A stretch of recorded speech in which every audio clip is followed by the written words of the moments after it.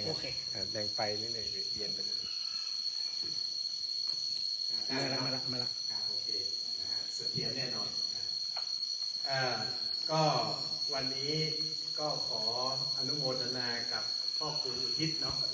เอาโฟกัสพ่อครูอุทิศหน่อยให้เขาได้รู้จักครูโลกที่ได้มารอต้อนรับซึ่งไม่แน่ใจว่าวันนี้จะมีบทเล่าเมื่อไหมนะแล้วก็เจริญพรขอบคุณกับท่านผอ.สุพัฒน์ภูมิสมบัติ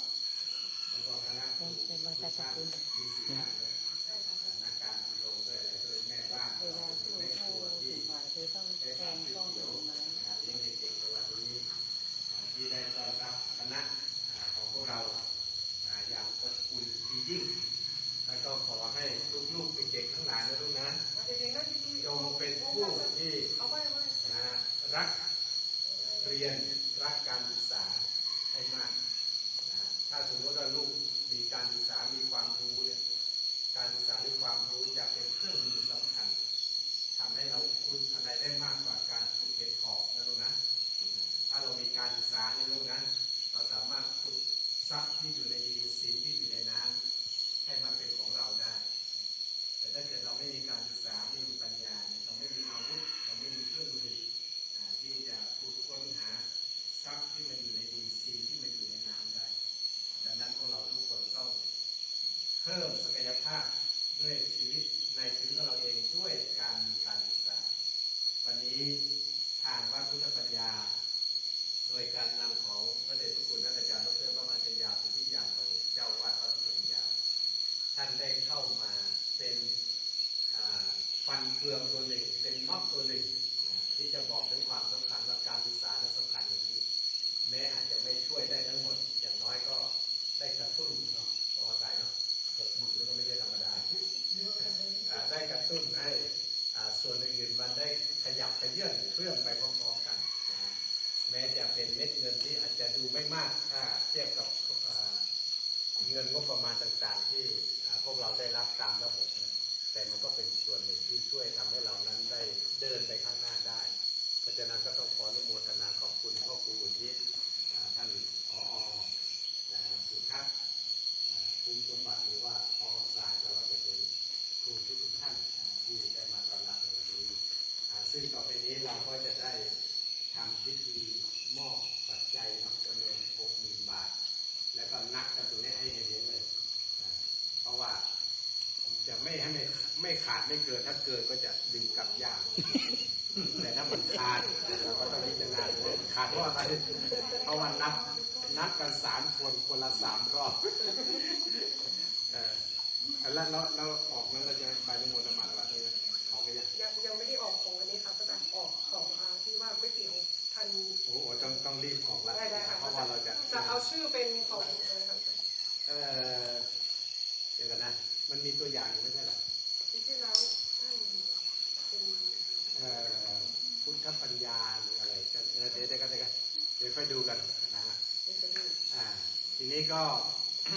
เดี๋ยวเราจะทำพิธีมอบแล้วก็นับกันแล้วมีพ่อครูทิศมาเลยไม่ต้องห่วงสวยแล้ววันนี้ปกติแล้วพ่อครูทิศท่านจะใส่สูทผูกเน็กไทมาอย่างดีแต่ว่าวันนี้ท่านมาในนามของเกษตรกรที่คร่ำวอดเกี่ยวกับการเกษตรเราจะมอบยังไงเรายืนไหมเนาะก็ก่อนมอบใส่พานไหมครับพ่อครูที่ไม่อยู่ในฐานะอะไรพ่อครูที่ไม่อยู่ในฐานะอะไรประธานกรรมการเพื่อนอะไรไม่อ๋อเป็นเนี่ยค่ะเป็นพ่อครูในหมู่บ้านไม่ค่อยเข้าใจก็ให้เดี๋ยวอาจารย์แล้วก็เดี๋ยวจะขอเอานักเรียนมาด้วยกับอาจารย์นักเรียนอยู่ตรงครับไม่ใช่อาจารย์เป็นคนมอบกันใช่ก็เดี๋ยวอาจารย์เดี๋ยวเราเนี่ยเนาะถ่ายรูปด้วยถ่ายรูปด้วยคุณครูถ่ายรูปด้วยถ่ายให้เห็นเด็กด้วยเดี๋ยวขอเราอาจารย์เดี๋ยวเอาเด็กๆเดี๋ยวเอาตรงนี้ก่อนเอานี้เลยก่อนมอบตรงนี้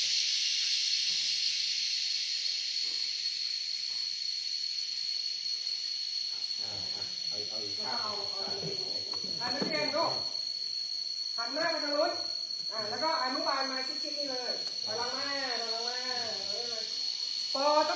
แล้วเราล้มแถ ป วเลยไหม .6 มาทางนี้ จันเราล้มแถวเลยกัน ค่ะมานี่เลยป .4 ถึงป .6 มาอยู่ตรงกลาง ดูล้มแถวเลยล้มแถวเลย ป .4 ถึงป .6 อยู่ตรงกลางนี่เลยมาเลยค่ะมาเลยลูกแมวมาเลยตรงนี้เลยต่อเนี่ยผู้หญิงมาอยู่ตรงกลางเลยผู้หญิงมาต่อตรงกลาง เดี๋ยวเข้ามาเลยลูก แล้วคุณครูมาลูก หน้าน้องลูก อันหน้าดู น้องลูกหน้า มาแล้วถอยหลังไม่อีกมาที่ซิ่งขอถอยหลังไม่อีกตัวใหญ่ๆแล้วนี่ตัวใหญ่ๆมาข้างหลัง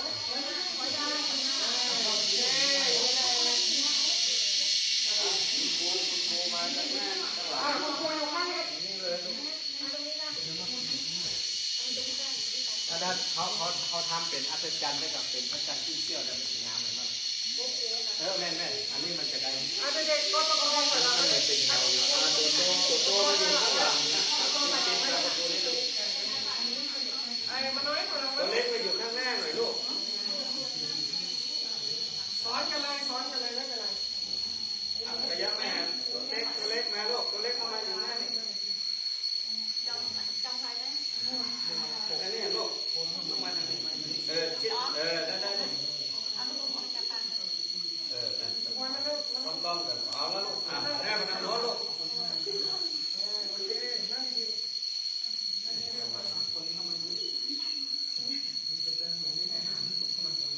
อ้าวงามแล้ว งามละ มาเร็วๆตะวันเดี๋ยวจะไม่ได้ลูกมันไม่ได้ไปต่างประเทศนะลูกลูกมันจะไปต่างประเทศนะตะวันไปที่ไหนอ่ะตะวันไม่ได้ให้ลูกเลย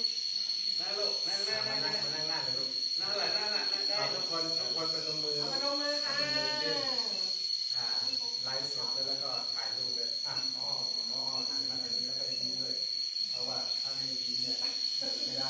เอาของไม่ได้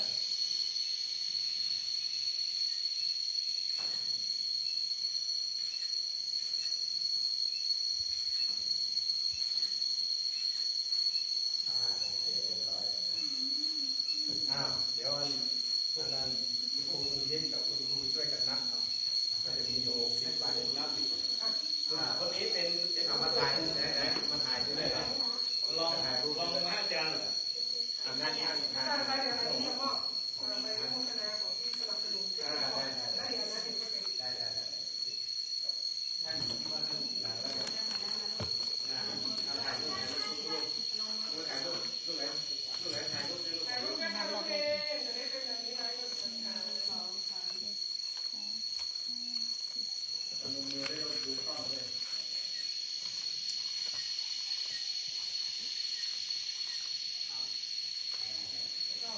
น้องฝนเอาอันนี้ควรตะกร้ามาครับอันนี้นะครับอาจารย์อันนี้คือของดีควร อาหารนี้พิเศษแล้วทำไมมันได้อ๋อ มี2 ยอดค่ะอาจารย์ให้ทำ โอ้นี่โยมไม่รู้จักดีเนี่ยพอเราดีอิสระเสนาสุธิราชาสังโฆ เดี๋ยวให้ลูกเรียนรับสักกระเช้าไปทำอะไรเดี๋ยวป้าอาจารย์หนึ่งกระเช้า เดี๋ยวขออนุญาตอ่านตัวนี้ก่อนตอนนี้มันยังออกเกรด ไลฟ์ดูใช่ไหม ได้แต่ทำไม่ได้พอดีไปอนุโมทนาบัตรที่เราได้รับจากในบ้านเรียกว่าสำนักงานเขตพื้นที่การศึกษาประถมศึกษาเชียงใหม่เขตเสริมก่อนนี้เรียนได้เกียรติว่าขออนุโมทนาแด่ท่านอาจารย์ดร.พระมหาจยาสิทธิยาโนบริจาคเงินเพื่อเลี้ยงอาหารมื้อพิเศษให้กับนักเรียนบ้านเรียกว่าในวันนี้นะจำนวน 1,300 บาท 1,300 บาทท้วนขอให้เจริญสุขสวัสดิ์อายุวัฒนะให้ไว้ณวันที่ 4 มิถุนายน โดยท่านผู้อำนวยการโรงเรียนบ้านเรียกว่านางสาวสุพัฒน์ภูมิสมบัตินอกจากนั้นก็มีใบอนุโมทนาสำหรับคุณโยมอรพินอิสระเสนาแล้วก็คุณโยมศิลปภาสังโฆนะฮะซึ่งทั้งโยมอรพินแล้วก็โยมศิลปภาเนี่ยจะมาก็รู้จักเพราะว่าท่านจะมาถวายพระทหารเช้าทุกวันจันทร์ในขณะที่วัดพุทธปัญญาก็ใบอนุโมทนาบัตรนี้อนุโมทนาแด่คุณโยมอรพินอิสระเสนาและคุณโยมศิลปภาสังโฆซึ่งได้ร่วมบริจาคเลี้ยงอาหารมื้อพิเศษโรงเรียนได้ว่าคือวันนี้จำนวน 1,700 บาทท้วนขอให้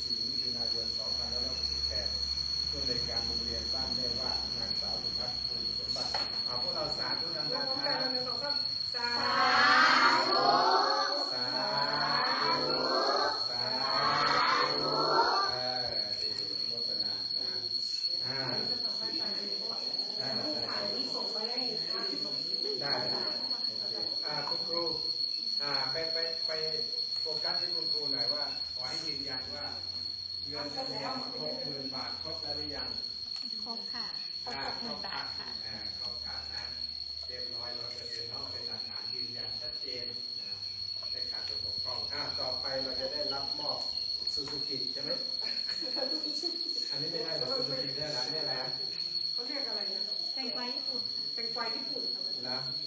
เขาเรียกอะไรซูซูกิไม่ใช่เหรอเนี่ย สุกินี่ ซูกินี่เหรอ ซูกินี่เหรอ ก็ว่าซูซูกินี่มันรถรถตัวนี้นะครับ เอาจะมอบ ลูก ทำ เม ไม ย์ลูกเมย์ว่าลูกเมย์มาด้วยถวายพระอาจารย์ด้วยถวายเองด้วย ไม่ได้ไม่เป็นไรลูกแล้วไม่อยากนั่งนะ เดี๋ยวว่านะครับอาจารย์ท่าน ใช่ ลูกเมย์อาจารย์ไปด้วย ท่านเองช่วยกันจับ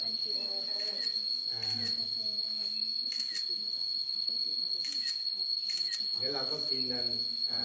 อะไรนะก๋วยเตี๋ยวด้วยกันเนาะลูกเราจะให้พรพ่อครูชิดแล้วก็ผอนะฮะผอสุทัศน์ภูมิสมบัติแล้วก็คุณครูทุกท่านกันเนาะ เด็ก ถ่ายทอดสด ไอ้ที่เราแม่กลับมาหันหน้ามาหาพระอาจารย์พระอาจารย์จะให้พร จะให้พรเนี่ยนั่งตรงนี้ลูกนั่งตรงนี้ แต่ว่าหันกลับมา อบอุ่นดีลูกเดี๋ยวเราจะได้ทานก๋วยเตี๋ยวด้วยกันนะลูกนะเอาทุกคนประนมมือก่อนลูกประนมมือก่อนขอบคุณขอบคุณขอบคุณ ขอบคุณขอบคุณขอบคุณ ขอบคุณท่านอาจารย์ดร.พระมหาจัญญา ขอบคุณท่านอาจารย์ดร.มหาจัญญา ที่เมตตานำเอาทุนการศึกษามาให้ ที่เมตตานำทุนการศึกษามาให้ พวกหนูไม่มีอะไร พวกหนูไม่มีอะไร นอกจากน้ำใจขอบคุณขอบคุณ นอกจากน้ำใจขอบคุณขอบคุณ ขอบคุณขอบคุณขอบคุณ ขอบคุณขอบคุณขอบคุณ ขอบคุณพี่น้องชาวพุทธปัญญา ขอบคุณพี่น้องชาวพุทธปัญญา ที่เมตตานำเอาทุนการศึกษามาให้ ที่เมตตามาให้ พวกหนูไม่มีอะไร พวกหนูไม่มีอะไร นอกจากน้ำใจขอบคุณขอบคุณ นอกจากน้ำใจขอบคุณขอบคุณ ขอบคุณขอบคุณขอบคุณ ขอบคุณขอบคุณขอบคุณ ขอบคุณคุณครูบาอาจารย์ ขอบคุณคุณครูบาอาจารย์ มีคุณครูพ่อครูอุทิศเป็นต้น นี้เป็นต้น ที่ได้เมตตา ที่ได้เมตตา มาร่วมงานในวันนี้ มาร่วมงานในวันนี้ พวกหนูไม่มีอะไร พวกหนูไม่มีอะไร นอกจากน้ำใจขอบคุณขอบคุณ นอกจากน้ำใจขอบคุณขอบคุณ สาธุดังๆครับ สาธุสาธุสาธุ ยะถาวาริวาหาปุราปาริปุเรนติสาคารัง เอวเมวะอิโตทินังเปตานังอุปกัปปติอิจิตังปฏิตังตุมหังคิปะเมวะสมิจฉตุสัพเพปุเรนตุสังกปาจันโทปนรสโสยะถามณิโชติลาโสยะถาสัพเพติโยวิวัชชันตุสัพพะโลกโควินาศตุมาเตภวัตวันตรายโยสุขิติขายุโกภวะปิบาทานาเสริสนิจังวุธาปจายโนจัตตารโอธรรมาวัฏันติอายุวันโนสุขังภาลังเอากราบสวยๆกราบหนึ่ง กราบเลยกราบลงไปข้างล่างกราบหนึ่งกราบสองกราบสาม โอ้ยน่ารักตกลงเราถ่ายรูปแล้วเนาะ เดี๋ยวจะอีกสักครู่ได้ไหมคะพระอาจารย์จะให้พระอาจารย์ยืนข้างบน เรา นะคะ ไม่ออกเลย ค่ะเนี่ยตรงเนี้ยค่ะจะได้เห็นป้ายพระอาจารย์จะได้ยืนเดี๋ยวคุณครูจะจับเด็ก ได้ ๆลูก ได้ ไม่ใช่ยกอันนี้ขยับออกมาก่อน ถ่ายทอดสดกันนะอย่าเพิ่งหยุดนะ ยกพี่มาไว้ตรงนี้ก่อนยกโต๊ะด้วยโต๊ะขยับมาตอนนี้เลยระวังมาตรงนี้ต่อไปตัวโตมาก่อนโตมานี่ผู้หญิง อาจารย์อยู่ข้างบน ค่ะเดี๋ยวเด็กผู้ชายอยู่ข้างบนกับพระอาจารย์ได้ เอามาตัวโตมาก่อนต่อไปผู้หญิงมาเองตัวเล็กอนุบาลตัวหนึ่งขึ้นมาข้างบนจะได้ยืนข้างบนตรงนี้จะได้เห็นแล้วผู้ชายอยู่ข้างล่าง ให้น้องๆอยู่ข้างล่างไม่งั้นจะไม่เห็นนะมันจะล้าง มาเร็วลูกเลยครับลูกเลยครับ อยู่นี่แหละอยู่ข้างหน้าเนี่ยลอยตัวอยู่ผู้ชายสองอะไรพวกนั้นน่ะขึ้นมาเนี่ยไม่เข้าว่าใจไหมขึ้นมาเลยอันนี้จะสูงกว่าผ้าใจสูงสุด โอ้น่ารัก ขยับเข้าไปโอเคตรงนั้นโอเค โอเค จ้องแมวมาฝั่งนี้มันเปรี้ยวไปฝั่งนู้นหรอ มาอยู่ฝั่งซ้ายมาลูกโอเค ตรงกลางลูก อ้าว เออ โอเคเลยครับนี้เนี่ยโอเคเลยครับโอเคเลย 1 2 3 ไอ้สีอยู่ตรงกลาง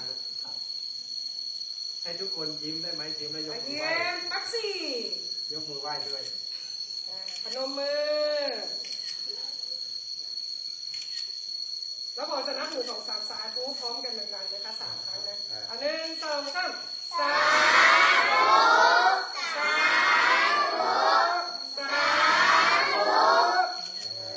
ขอบคุณค่าด้วยพร้อมกันขอบคุณค่าแล้วก็ thank you very much 1 2 3ขอบคุณค่า thank you very much โอเคค่ะเด็กๆไปเลยไปนั่งที่เดิมเดี๋ยวเตรียมตัวไปเอาถาดเองก็ได้ค่ะวันนี้เราจะทานข้าวเร็วกว่าปกติเพราะว่าเด็กๆจะได้ทานหลายรอบเนาะเอาถาดว่าเอาถาด แล้วทานโอเคนะ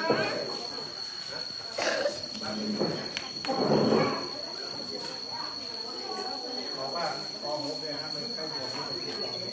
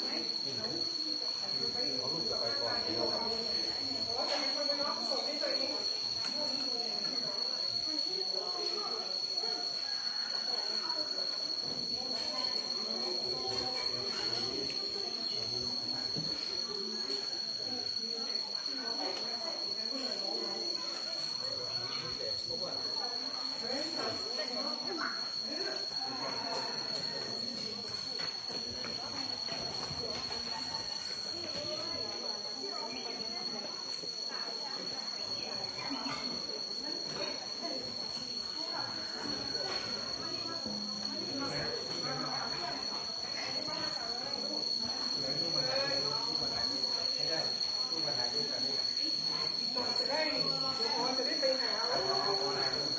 ก็จะถ่ายรูปเอามาเดี๋ยวเดินนั่งลงผมโอ้โหเย็น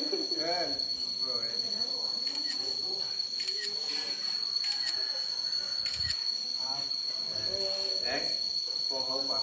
สุมาเลยพอเราบอก เจ้าอันนี้คือเป็นละอ่อนกำพร้าค่ะที่ปอเอามาดูตัว พ่อแม่ตาย พ่อแม่ตายหมดเจ้าแล้วก็มีกัน3 พี่น้องเข้าใจเนี่ยเจ้าถ้าไปเดียวนี่คือปอกับผู้ใหญ่ใจดีต่างประเทศไปซื้อที่ดินที่ซื้อที่ดินที่บางใบสักอย่างเรา40,000ตีกว่า100 ตารางวาซื้อนอนนี่ค่ะก็นอนมันที่อยู่ข้างเดียวเนี่ยคือที่อยู่ที่เขาอยู่เจ้าบ้าน ที่ไหนกันที่บ้าน บ้านไม่เจ๊ค่ะไม่เจ๊ที่ไปตังสมือไปตังงานนะคะ แล้วเราใส่กันอย่างไรแล้ว พอไปเดียวนี่ก็คือ ถ้าสมมติเราปวดนี่ไม่จะยอมอ่ะ ให้แกที่นอนนี่นอนค่ะ ก็ไม่ได้เลย ก็ไอ้อยู่ม.1 ค่ะขึ้นม.2 ใช่ไหมเชิญอยู่ม.2 อยู่ที่ไหน อยู่ไม่โตบ้านไม่โตเรียนคนละตี้ค่ะแล้ว2 คนนี้มาอยู่ไปบอกเพราะว่าอย่างน้อยมาอยู่เนี่ยได้มีข้าวกิน3 มื้อ ติดตามคนเลย ไปหักมาจากนู้น อันนี้เป็นเขตอำเภอกัลยาครับ โอ้บัจเจ้ค่ะเป็นไม่แจมเนี่ยค่ะไม่แจมนี่เป็นไม่แจมนะคะ เอาเป็นแม่แจมเนี่ยกะ ลอยพื้นที่มันจะได้หมูเนี่ยค่ะไม่เอเหนือกับไม่แจม อืม อันนี้โรงเรียนบ้านพิเศษนี่เป็นสาขา ครับ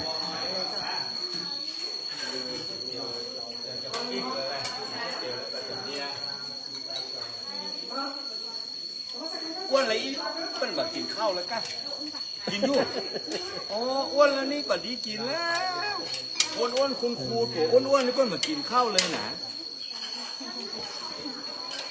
โอ้ยน้ำก๋วยเตี๋ยวหอมขันแน่เลย โอ้ยเนี่ยโอ้ยไปอยู่แถวหน้ามาได้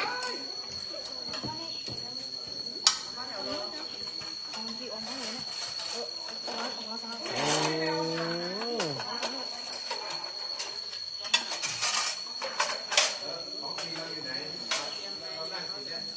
ครับครับครับไ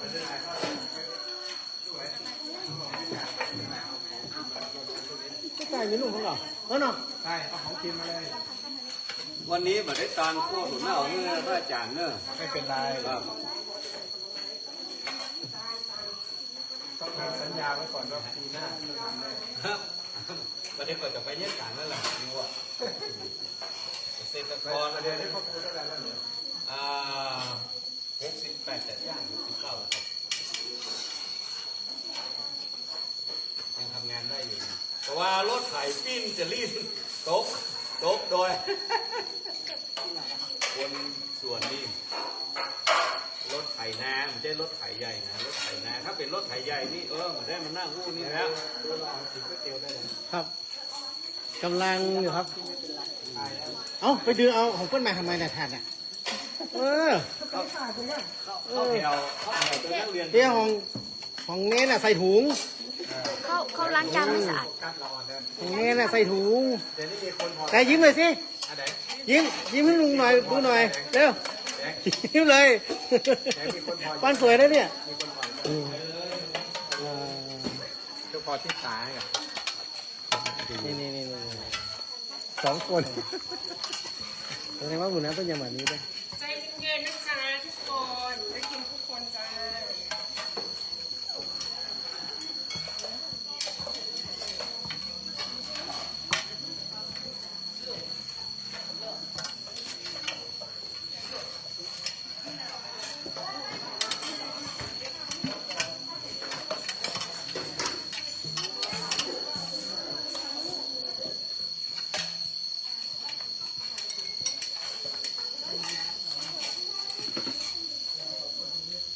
นี่นะคะก๋วยเตี๋ยวชามโตยักษ์เลยค่ะ อีกนิดเดียวก็จะเป็นกะละมังแล้วค่ะ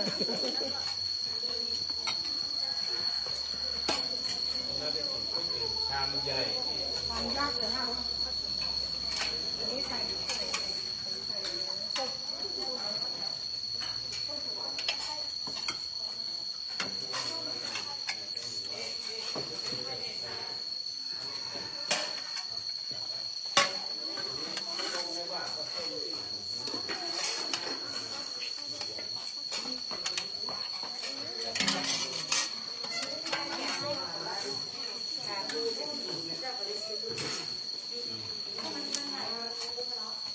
ได้แล้วลูกตามไป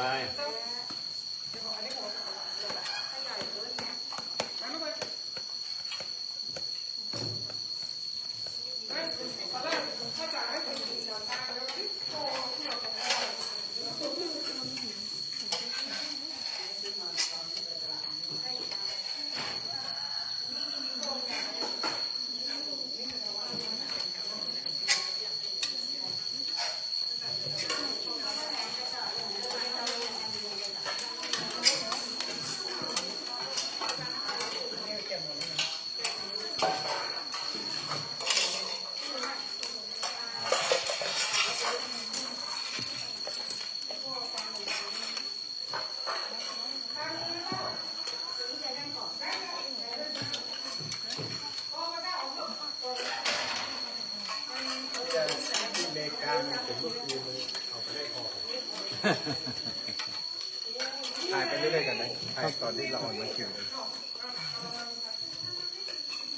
ที่ผม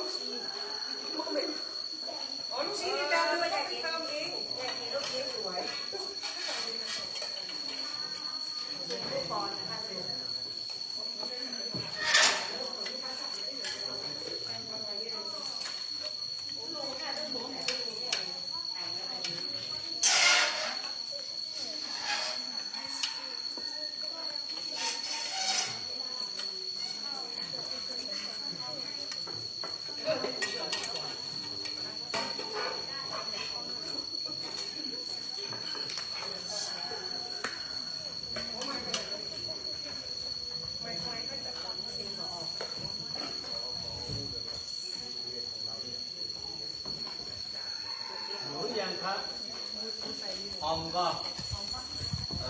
แสดงว่า ตอนนี้นะคะ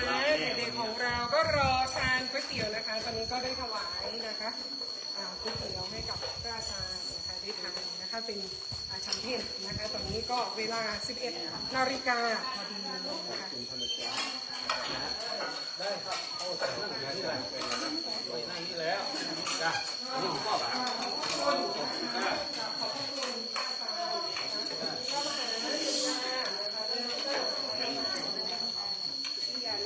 แล้วก็คุณอรพินนะคะอิสระศรีนาคุณจิรประภาสันโกนะคะที่ได้สนับสนุนนะคะอาหารมื้อพิเศษให้กับนักเรียนโรงเรียนบ้านแม่ว่าของเราวันนี้นะคะดูนะคะหน้าตาจริงๆนะคะรอนะคะรอทานก๋วยเตี๋ยวด้วยความหวังเลยว่าวันนี้จะทานสัก3 รอบใครจะทาน3 รอบยกมือยกมือค่ะลูกใครเยอะกว่านี้คะใครจะเอาเยอะกว่านี้โอ้โหดูตัวเล็กบอกว่าจะเอาเยอะกว่านี้นะเต็มที่เลยเดี๋ยวเรามาดูกันว่าใครทานได้เยอะที่สุดเนาะเมื่อกี้แนนปีโป้บอกว่าเอ๊ะทำไมลูกชิ้นอีกแบบหนึ่งไม่มีแองกี้เบิร์ดหายไปไหนว่าไงแล้วมีลูกชิ้นแองกี้เบิร์ดด้วยนะคะเอาไหมลูกแนนปีโป้เอาไหมลูกเอาไหมลูกชิ้นแองกี้เบิร์ดเอาไหมครับเอาครับเห็นไหมแต่มาเนนปีโป้ลูกไปเติมนะลูก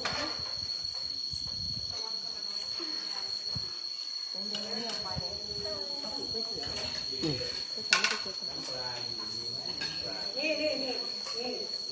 ครูผอจะเอามาให้นี่ครูผอเอามาให้3 ขวดค่ะ ลุงว่าน้ำพริกราม สวยเล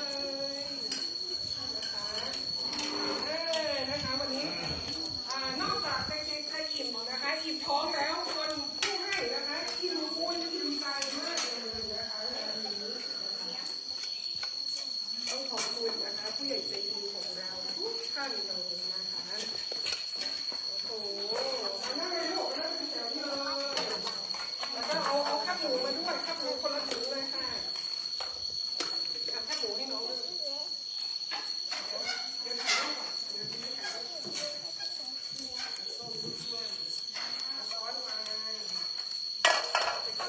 แล้วซ่อมอยู่ไหนซ่อมเราอยู่ไม่ใช่ช้อน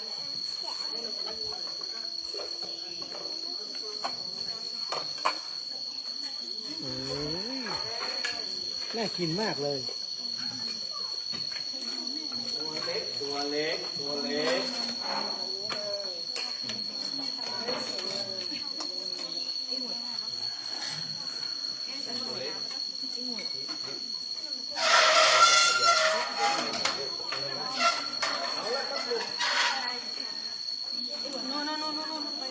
ไปเติมน้ำลูก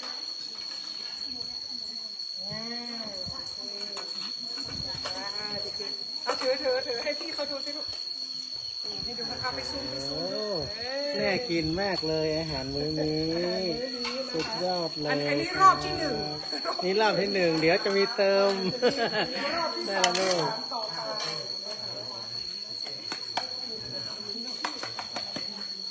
เดี๋ยวจะมีเติ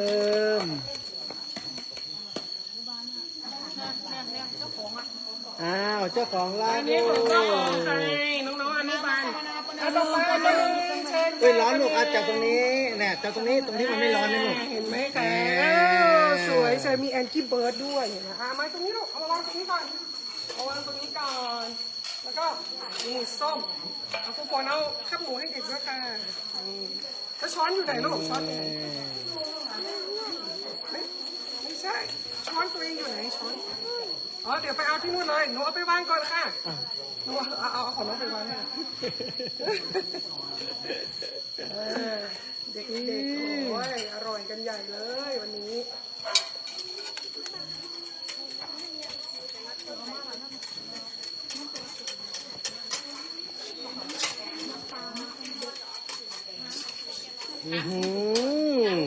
เอาเต็มถาดเลยเนาะนั่นโอ้โหสุดยอดเลยมาเป็นนะครับเดู แม่ครัวแบบยิ้มไปเลยแม่ครัวนะคะเห็นเด็กๆทานอร่อยแม่ครัวดีใจ โอ้ สุดยอดเลย โอ้โห เอาแล้ว คนที่เขาทานก่อนนะ เดี๋ยวชนะแล้วนะ แต่ว่าเรายังไม่ให้ใครทานก่อนเนาะ เพราะว่าเราต้องทานพร้อมกันใช่ไหมรอแป๊บหนึ่งใจเย็น เอาน้ำลายเริ่มไหลแล้ว น้ำลายเริ่มไหลแล้ว ๆปรุงไหมลูก ถ้าปรุงหนูก็ปรุงเองเลยเอาไหมเอาพริกเอาอะไรไหมคะเอาไหมปรุงเองเอาพริกเนี่ยใครชอบพริกใครชอบน้ำตาล เอา ใส่เลยค่ะ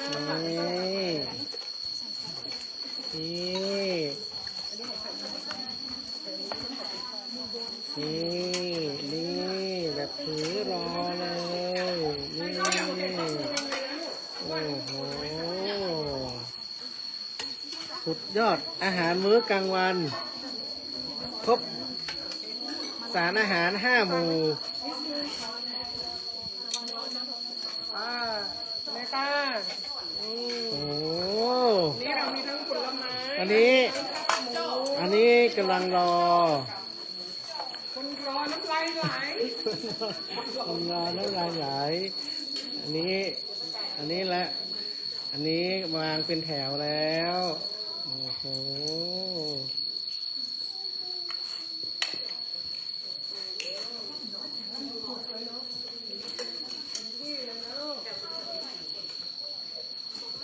ร้อนเหรอคะค่อยๆถือไปค่ะ จับที่มันไม่มีที่ร้อนนะลูก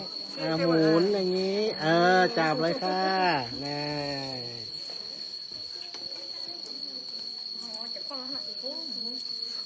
ค่อยๆไปลูกวางเป็นแถวเลย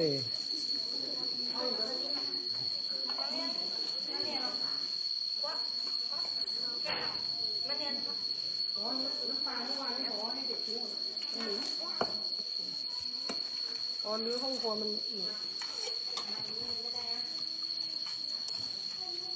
ทำไมออมเมื่อวานเอาไปทิ้งหมดไปทิ้งนี่นะคะ วันนี้พอดีกันเลย โอ้ส้ม ส้มเขียวหวานนะคะ ส้มเขียวหวานบ้านไม่วากหรือเปล่านี่ โอ้แถวนี้เขาปลูกส้มเยอะนะครับ ใช่ค่ะมีสวน เข้า ส้ม มาใน ค่ะ สวนนี่เป็นส้มหมดเลย นี่นะคะ เราจะมีส้มแล้วก็เราจะมีเครื่องเคียงแคบหมูกินกับก๋วยเตี๋ยวเข้ากันจริง แค่หมูเนี่ยใครมาเชียงใหม่ไม่รู้แต่แค่หมูไม่มี ๆแค เนาะ บหมูนี่มาไม่ถึงแล้ว มาไม่ถึงใช่ไหม จะยืนอยู่มันจะได้กินก็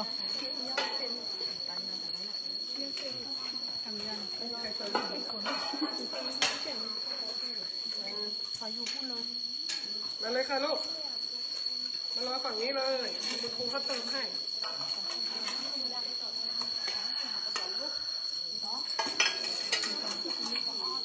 ยังเหลือกินเองนะถ้าเด็กเล็กไม่กินเนาะไม่รอดูนะ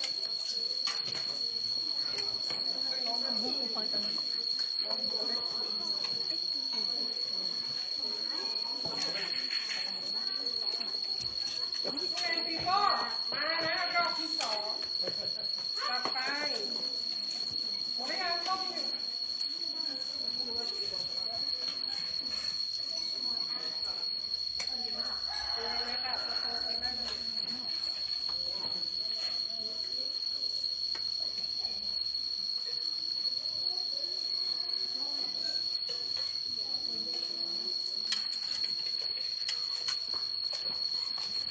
รอเพื่อนก่อนนะจ๊ะ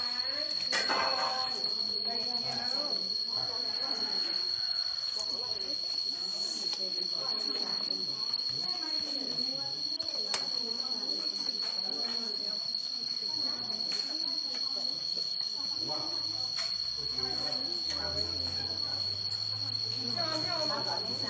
ถามค่ะไปอยู่ที่ครูฝนเนอน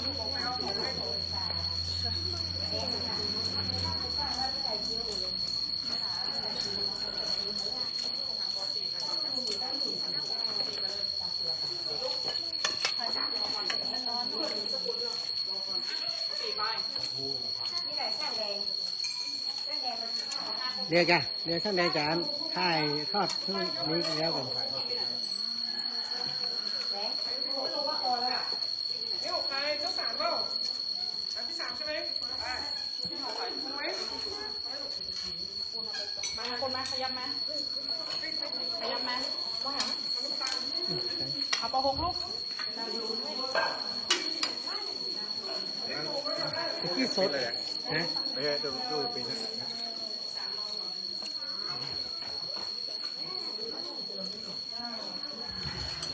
จะได้ลูกทำโพสแล้วเลยยิ่งได้